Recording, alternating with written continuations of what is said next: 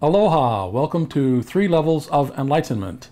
This is program 1.7, the Pineapple Poles Upside Down Cake program. We have come to the end of our 6-part series about the reversal of rotation of Venus, Earth, and Mars. And as they say, on the 7th day he rested.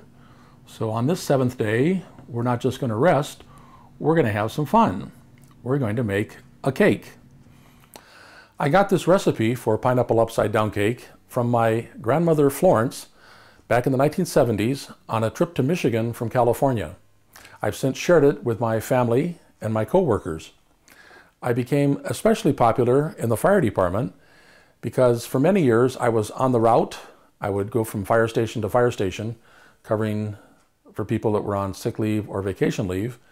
And oftentimes the crews didn't really like to see the relief personnel because we sometimes did things differently than the folks they were used to working with. But I became popular by making them pineapple upside down cake. So oftentimes I was actually in demand, which was unusual for someone on the route. Plus, my family loved pineapple upside down cake. My 4 kids, Chris, Lisa, Laura, and Peter, were all raised on it. And back in the late 90s, my youngest son, Peter, called me one time. He was a student at the University of California, Santa Barbara, and he said he had this girl that he wanted to impress. So he asked me for the recipe for pineapple upside down cake. Well, now, Peter and Jen have been married for 10 years. They have 4 beautiful children, Tyler, Kylie, Emily, and Sophie, my grandkids. And I guess you might say, upside down cake worked. The other reason we want to call this pineapple poles upside down cake is because in the past 6 programs at this level, I've talked about the reversal of rotation of Venus, Mars, and Earth. And in the process of reversing their rotations, the poles trade places. So in a sense, if the North Pole is where the South Pole was, it's kind of like they're upside down. Now, don't get confused. The continents don't reverse. The continents will still be the way they are right now. It's just that the poles will be reversed. But instead of the Earth rotating counterclockwise like this, the Earth will be rotating clockwise. And then the North Pole and South Pole will be in opposite locations. It'll be kind of like we will be upside down. So what more appropriate than a pineapple poles upside down cake? So here's our ingredient list for our pineapple poles upside down cake. You're going to need 1 box of yellow cake mix. It can be any of the major brands, Betty Crocker, Heinz, Pillsbury, whatever. In the case of today's show, I'm going to use Pillsbury, and each box will have its own list of ingredients at the top. In this case, with the Pillsbury, we need 3 eggs, 1 cup of water. Here's my cup. 1/3 cup of oil, 1½ sticks of butter, 1 box of dark brown sugar, and you'll need 1 20-ounce can of pineapple. It can be any brand. Dole from Hawaii, Lanai, the pineapple island, used to be.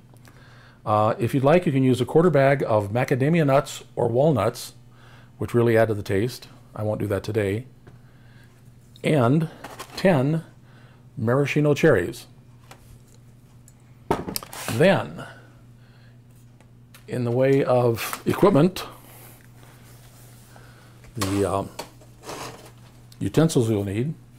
We need 1 baking pan, a 9x13 baking pan, and here's the one we'll use today. Then you also need 2 cookie sheets.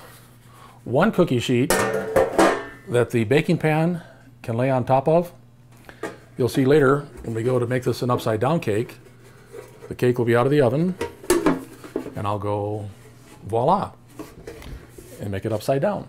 And then you also need a second cookie sheet that's larger than the baking pan itself, because as this bakes in the oven, the butter and sugar mix will boil out over the edges, and if you don't have something to catch it, then it'll drip down into the bottom of your oven and caramelize, and then it becomes a real nightmare to try to clean it. So if you put another cookie sheet under the baking pan, then all the brown sugar and butter go into this cookie sheet. Makes it much easier to clean up. Then what we need is a mixing bowl to mix all this stuff together. And I think I forgot to mention, you can also use a large cast iron skillet in place of the baking pan. Some people like to do it that way. It works just as well. But make sure to put something under the skillet when it's in the oven so it doesn't spill out, make a mess. So you need a mixing bowl, and you need the 2 measuring cups, the 1 cup and the 1/3 cup. You need a small saucepan to put the sugar and the butter in, because you need to heat it and make it nice and smooth. And then you'll need a tablespoon. And those are your basic utensils. Now that I've got some things out of the way, I can talk a little more about today's show. As you can see, this is a Level 1 PG-13 show, sponsored by the United Galactic Federation of Planets, or UGFP, as you can see in front. And I'm once again surrounded by my good friends, Roy and Dale. Except in this case, these are my good friends in the kitchen. My good friend Roy is a blender. And Roy is ideal for making something very Hawaiian, pina coladas. Pina colada mix and Bacardi Gold. And to make it really good, you can sometimes throw in a little bit of triple sec, plus lots of ice cubes. Nothing like blended pina colada. And then Roy's partner on my left is our good friend Dale. And Dale is a crock pot. And in Hawaii, we have some wonderful food, including Kalua pig. And Dale is just perfect for making Kalua pig. You get yourself a pork roast, put it in the bottom of this guy, and turn it on. Cooks for anywhere from 4 to 6 hours, depending on how big your pork roast is. And then, just before it's ready to eat it, you take a whole bunch of cabbage, chop it up and throw it in too. Plus, we use liquid smoke as we're cooking in a crock pot. Now in Hawaii, when you make Kalua pig, you literally take an entire pig and put him in the ground. You fill him full of hot rocks, wrap him up in taro leaf and banana leaf, wrap that up with chicken wire, throw a bunch of other goodies in there with him, and then stick him down on the ground and let him cook for a whole day. And then when you pull him out, he is ono-licious. But nothing like a crock pot if you're not in Hawaii. Another thing about today's show is I'm wearing a Hawaiian shirt, as you might tell. And according to Level 1, this is a PG-13 program, and I'll always have a Hawaiian shirt.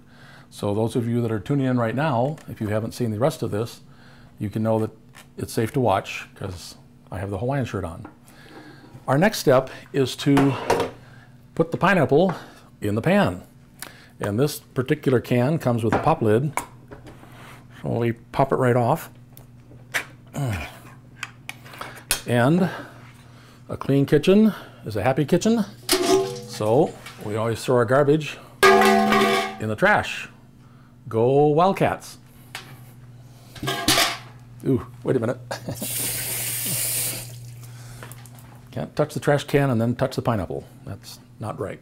So the best way to get the pineapple out of this can is with a fork or a finger. And in a 9 by 13 pan with 10 pineapple, you're going to have unequal rows. So what I do is I put 4 pineapple in the middle and then 3 pineapple on the sides. Now you may also have noticed that my lectern is backwards. It tilts towards me normally when I'm outside talking, but today I needed something that tilted towards you so you could see what I'm doing. So the lectern is backwards. So here's our 10 pineapples.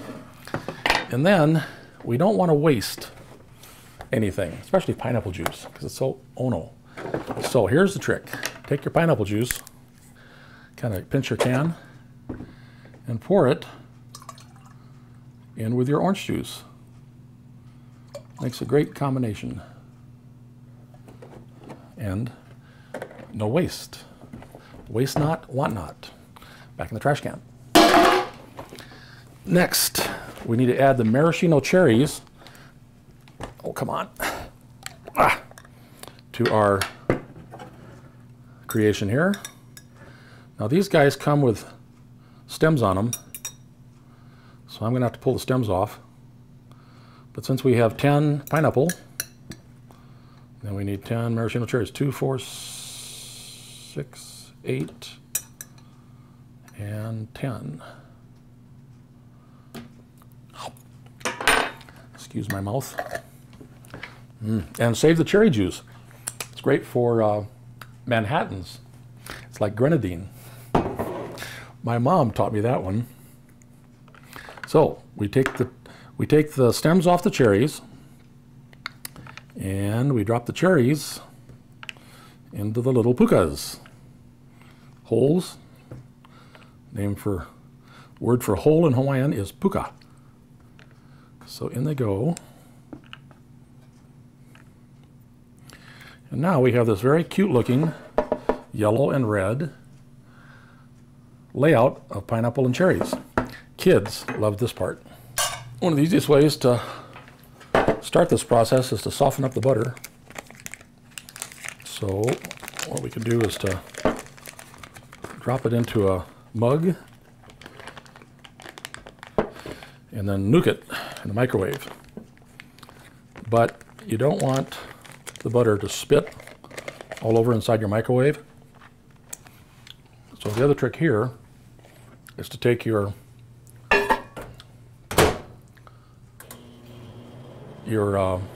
wax paper cover and put it over the butter. And I'm only going to nuke it for about 20 seconds. And that should soften it up. We'll hack off half of this butter and do the same thing to it. It's going to get nuked for a few more seconds.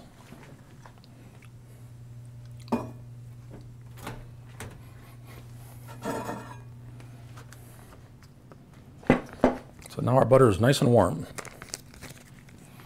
That goes in the trash. Excuse my fingers. Now, here's the curious part. In Arizona, it's very dry, and our sugar tends to turn to rock, and it can be a real chore to try to soften it up. Now, if you're in other parts of the country, it may not be as hard as it is here. That's just one big solid block of sugar. We're going to soften up the sugar by nuking it. But what I do is take a piece of paper towel and moisten it.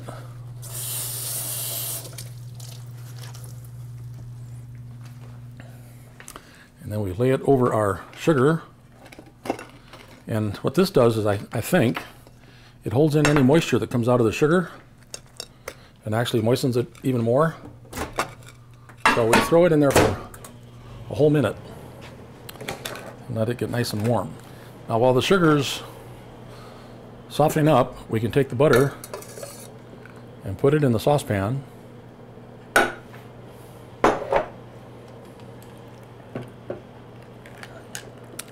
This is root beer.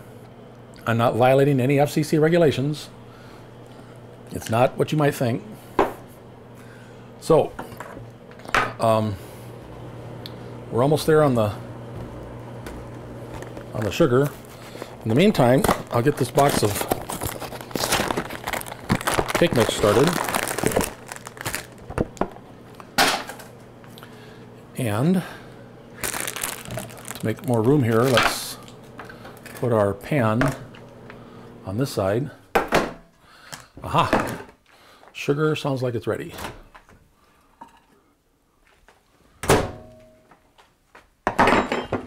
So I did have a break in the sugar, kind of.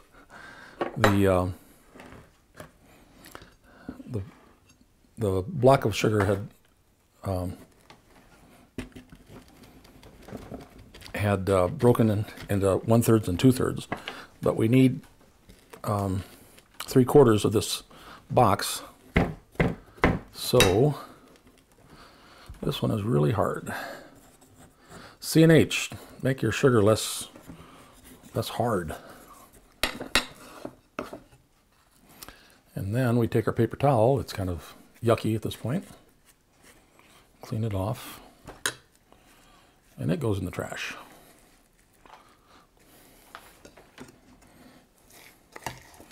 And then all this remaining sugar from the bowl, you can scrape into the pan with the butter.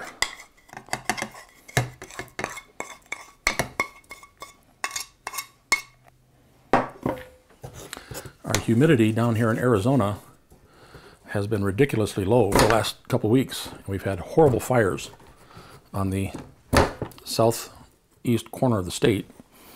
We've actually had smoke overcasts on a few days where the smoke and dust blew up from Mexico and blotted out the sun.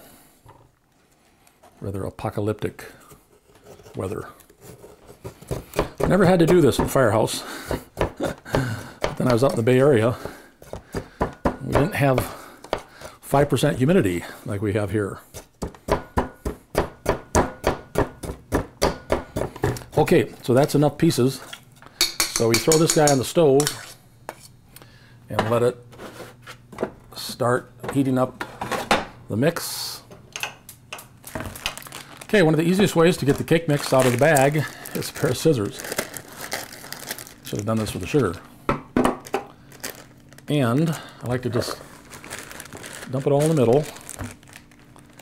And then take the spoon, clean off all the sugar. Once again, excuse my fingers. And I kind of make a little hole in the bottom where we can put the oil, the eggs, and the water. We need something good to crack the eggs on. So the mug works good for that. So we need 3 eggs. There's 1, 2, and 3. We need 1/3 cup of oil. So here comes the oil.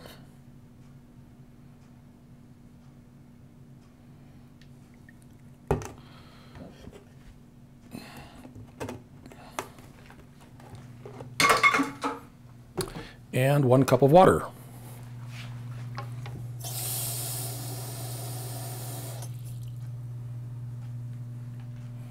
And try not to spill it. Then I just use a spoon. I know some people like an egg beater, but fire stations don't have egg beaters, so you get used to using a spoon. And keep pushing it away from the sides, eventually all the dry part gets moist. So you beat this all up real quick, get it all wet first, and then start mashing the little balls that remain. So now we check our sugar and see how it's doing. And it's all softened up real nice. Mash down the last of the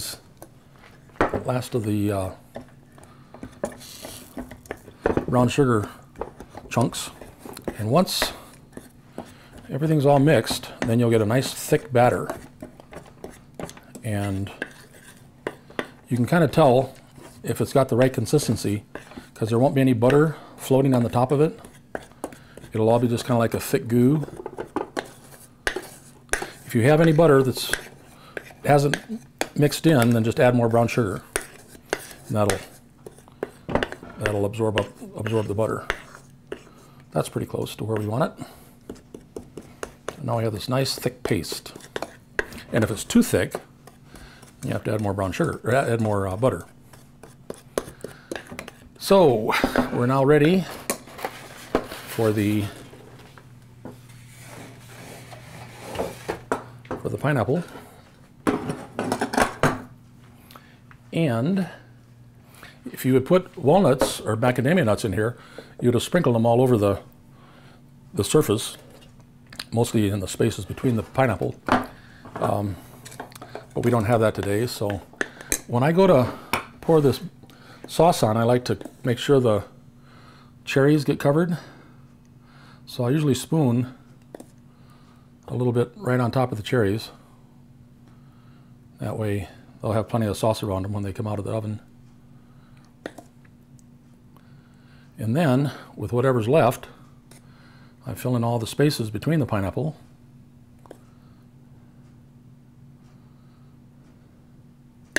And then go around the outside. And do the corners and the sides. And I forgot to mention, you do not put flour in this pan. The cake mix will tell you to flour your pan first, but in the case of upside down cake, no need, because the butter and the sugar keep the cake mix from sticking. And then whatever's left, you can then drizzle over the rest of the pineapple. So by the time you get done, just about everything's covered. And we don't want to waste any, so we scrape out every last drop.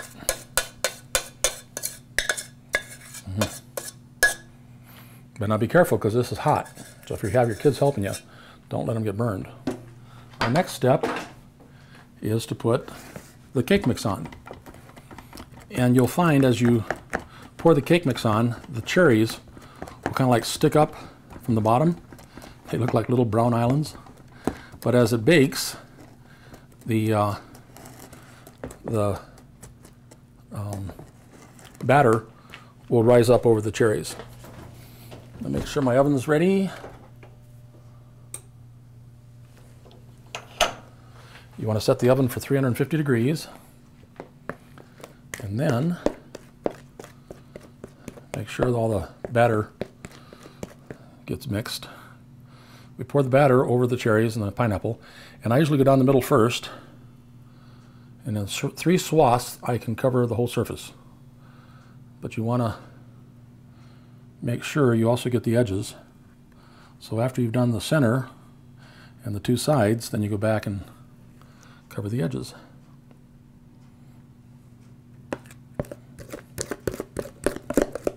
Once again, we don't want to waste, so we scrape out all the goodies. And on they go.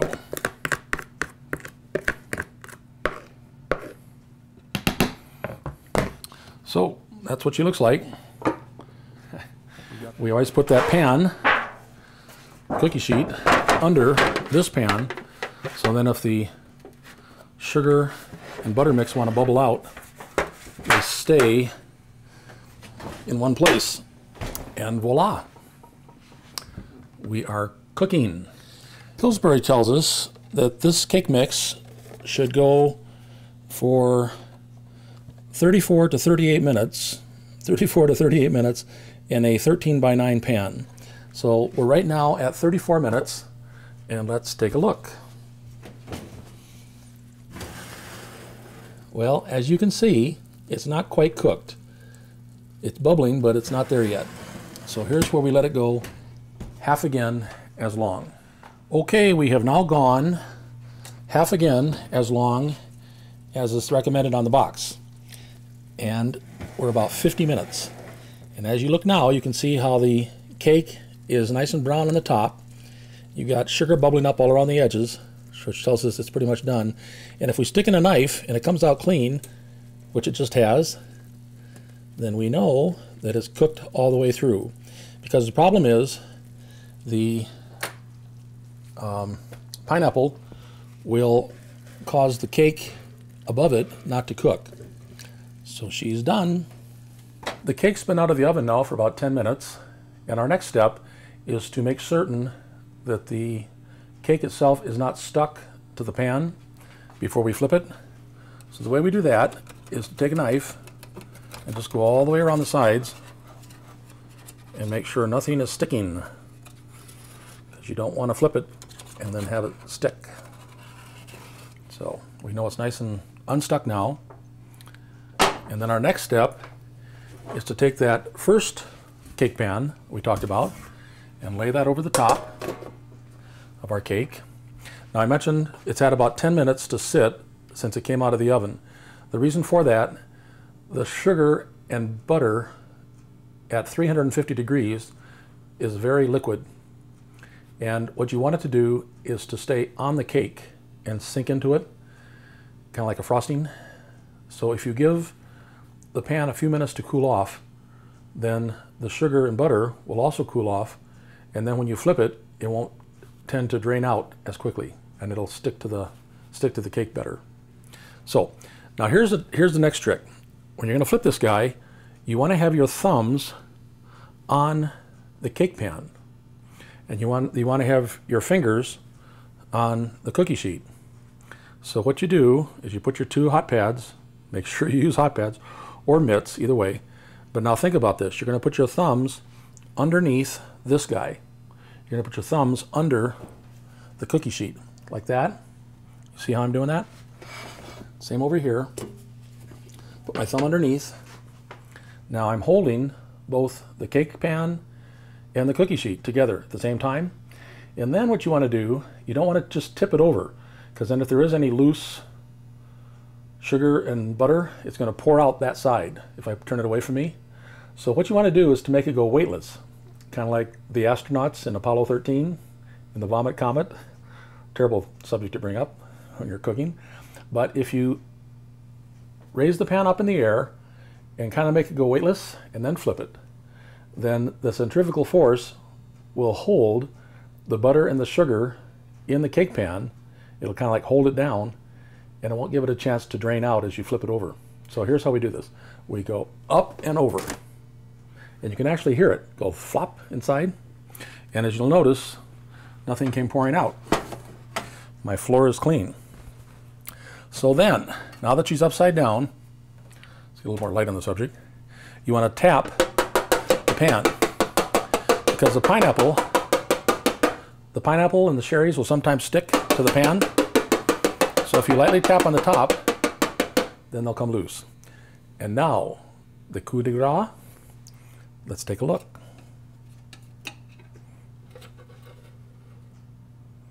Ooh, look at that. Doesn't that look delicious? Now remember, pan is hot, so we use a hot pad to pick up the pan. We'll put it over here. And then sometimes the pineapples get out of position, so you need to recenter them. And there is your pineapple poles upside down cake. So at this point, I'd like to wish you all aloha and ahui ho. Until next time.